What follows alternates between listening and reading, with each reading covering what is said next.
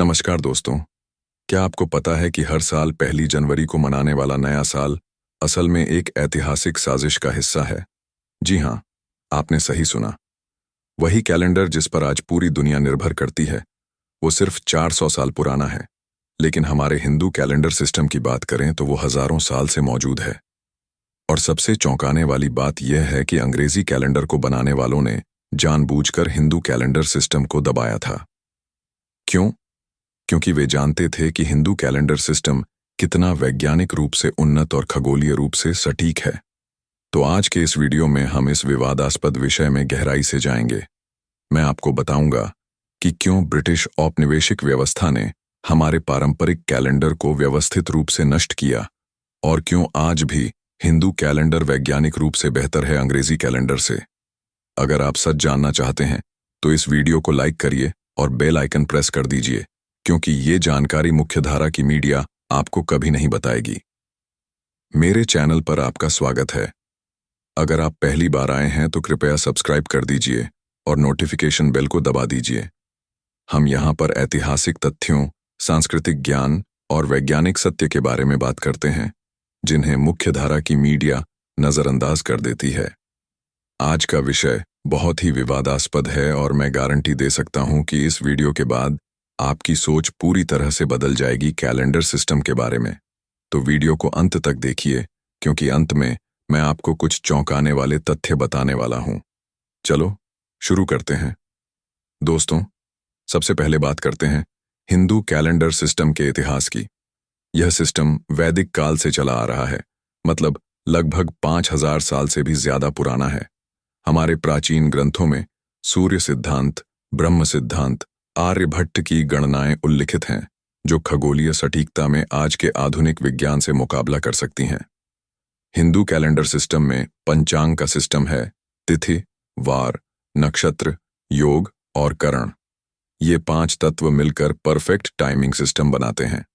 और यह सबसे दिलचस्प बात है कि यह सिस्टम चंद्र महीनों और सौर वर्षों दोनों को पूरी तरह से संतुलित करता है। लेकिन सबसे महत्वपूर्ण बात यह है कि हिंदू कैलेंडर सिस्टम उष्णकटिबंधीय वर्ष को सटीक रूप से गणना करता है। आधुनिक विज्ञान कहती है कि पृथ्वी को सूर्य की कक्षा पूरी करने में 365.2536 दिन लगते हैं, और सूर्य सिद्धांत में यह गणना 365.2587 दिन बताई गई है। अंतर सिर्फ 0.0023 दिन का है। यह सटीकता 1500 साल पहले हासिल की गई थी। क्या यह आश्चर्यजनक नहीं है कि हमारे पूर्वजों ने बिना आधुनिक उपकरणों के इतनी सटीक गणना की थी? अब बात करते हैं अंग्रेजी कैलेंडर की। यह ग्रेगोरियन कैलेंडर 1582 में पोप ग्रेगरी 13वें ने पेश किया था, लेकिन भारत में यह कैलेंडर ब्रिटिश औपनिवेशिक शासन के समय जबरदस्ती लागू किया गया। क्यों? क्योंकि अंग्रेज जानते थे कि अगर भारतीय अपने पारंपरिक कैलेंडर सिस्टम को फॉलो करते रहेंगे तो वे अपनी सांस्कृतिक पहचान बनाए रखेंगे। अंग्रेजों की नीति यह थी कि बांटो और राज करो, और सांस्कृतिक दमन।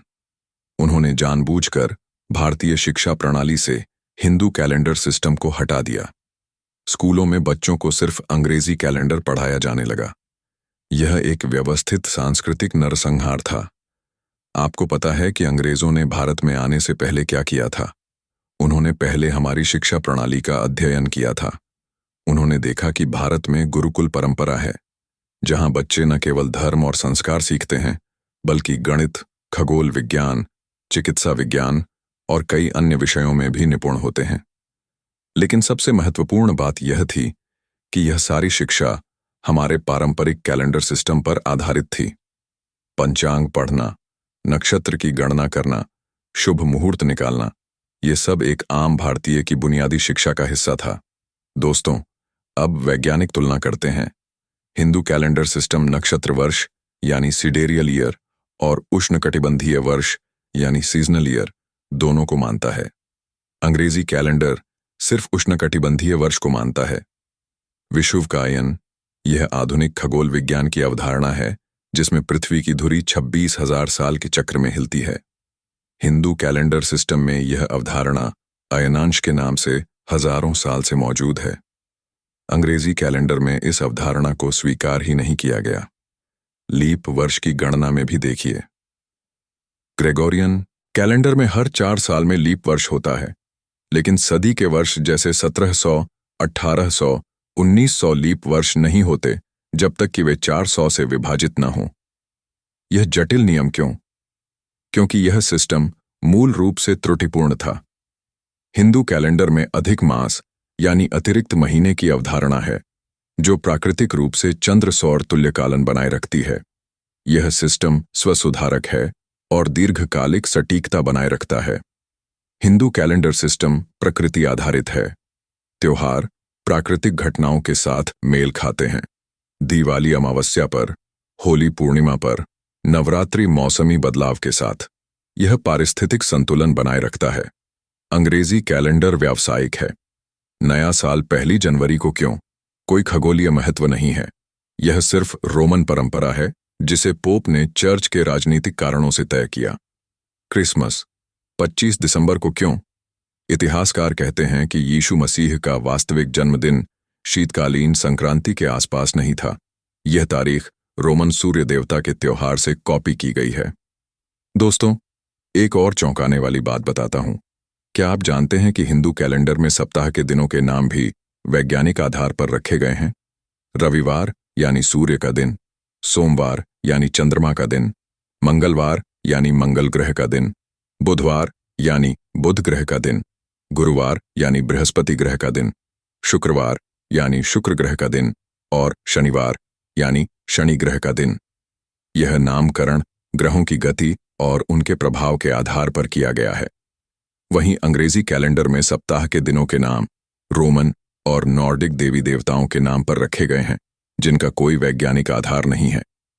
अब बात करते हैं सबसे महत्वपूर्ण व्यावहारिक निहितार्थ की, यानी कृषि के बारे में। हिंदू कैलेंडर सिस्टम ऋतु यानी मौसम को पूरी तरह से परिभाषित करता है। बसंत, ग्रीष्म, वर्षा, शरद, शिशिर, हेमंत, ये 6 मौसम प्राकृतिक कृषि चक्रों के साथ पूरी तरह से मेल खाते हैं। अंग्रेजी कैलेंडर में मौसम अनुमानित है। स्प्रिंग इक्विनॉक्स हर साल अलग तारीख पर आती है, लेकिन हिंदू कैलेंडर में चैत्र मास प्राकृतिक रूप से बसंत ऋतु का प्रतिनिधित्व करता है। भारतीय किसान पारंपरिक रूप से पंचांग देखकर फसल की योजना बनाते थे। नक्षत्र देखकर बुआई का समय तय करते थे, तिथि देखकर कटाई का समय तय करते थे। यह सिस्टम खगोलीय सटीकता पर आधारित था। ब्रिटिश औपनिवेशिक काल में जब अंग्रेजी कैलेंडर जबरदस्ती लागू किया गया तो खेती के पैटर्न बिगड़ गए, पारंपरिक ज्ञान प्रणाली नष्ट हो गई। आज भी ग्रामीण क्षेत्रों में किसान पंचांग फॉलो करते हैं क्योंकि वह मौसम की भविष्यवाणी में ज्यादा सटीक है। आपको एक दिलचस्प तथ्य बताता हूं। आज के युग में भी भारतीय कृषि अनुसंधान संस्थान और मौसम विभाग जब सटीक मौसम की भविष्यवाणी करना चाहते हैं तो वे पारंपरिक पंचांग की गणनाओं को भी देखते हैं, क्योंकि हजारों साल के अनुभव से बनी यह प्रणाली कई बार आधुनिक मशीनों से भी ज्यादा सटीक साबित होती है। रोहिणी नक्षत्र में बारिश, कृत्तिका नक्षत्र में हवा का रुख, ये सब बातें जो हमारे दादा दादी कहा करते थे, वो वैज्ञानिक तथ्यों पर आधारित थीं। वैज्ञानिक अनुसंधान ने साबित किया है कि मानव शरीर सर्कैडियन रिदम का पालन करता है।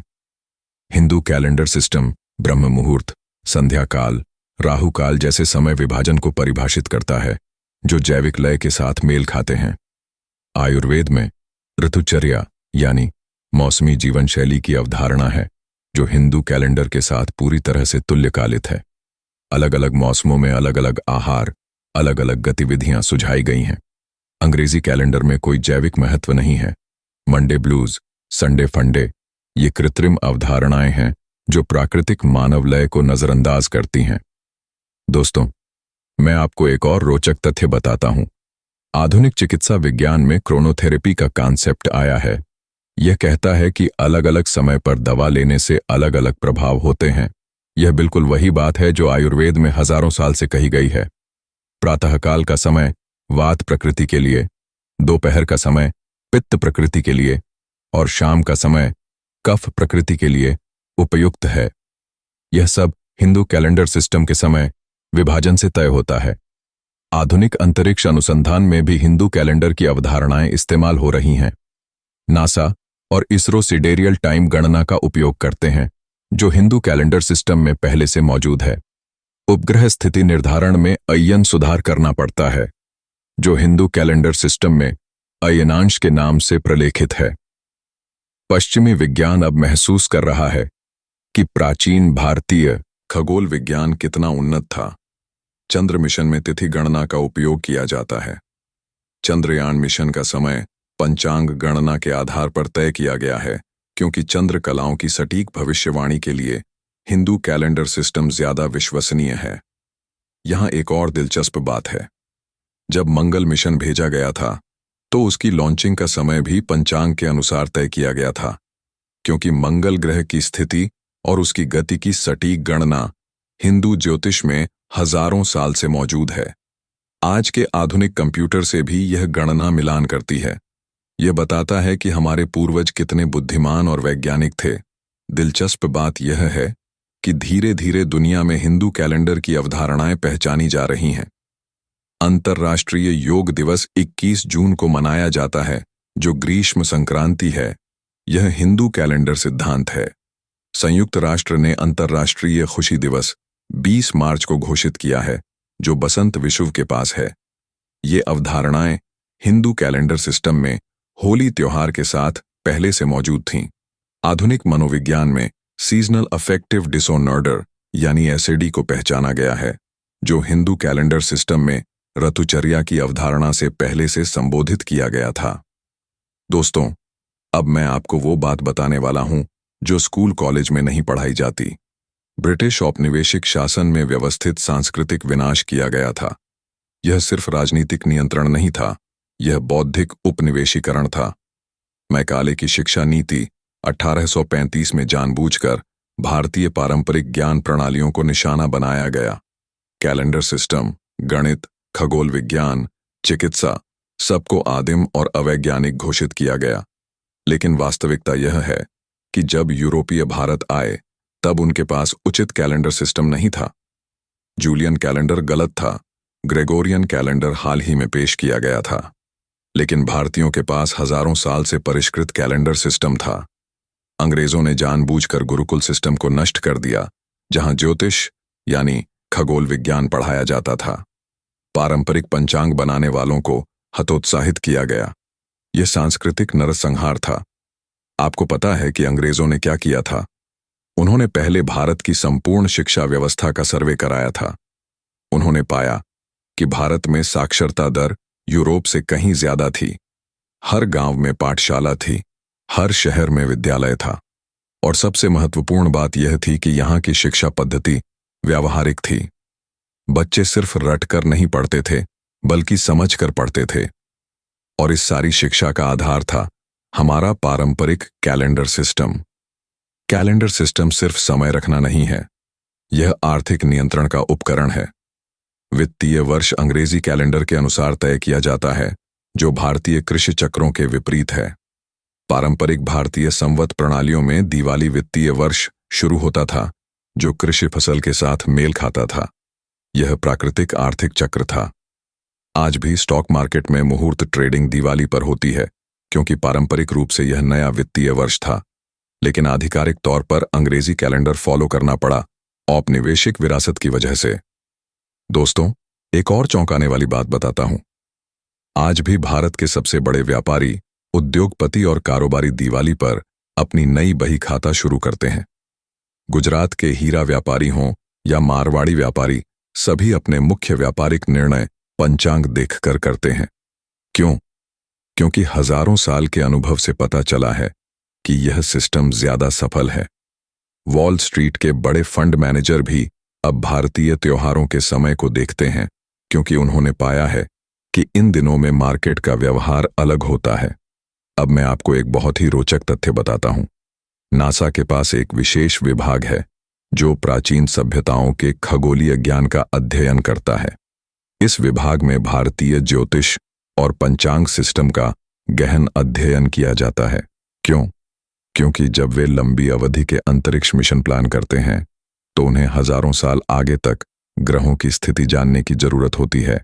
और उन्होंने पाया है कि भारतीय गणनाएं बहुत सटीक हैं। तो चलिए मिलते हैं नेक्स्ट वीडियो में, तब तक के लिए देखते रहिए हमारा चैनल। और अगर अभी तक आपने सब्सक्राइब नहीं किया तो सब्सक्राइब जरूर करिए और बेल आइकन को दबाएं। धन्यवाद।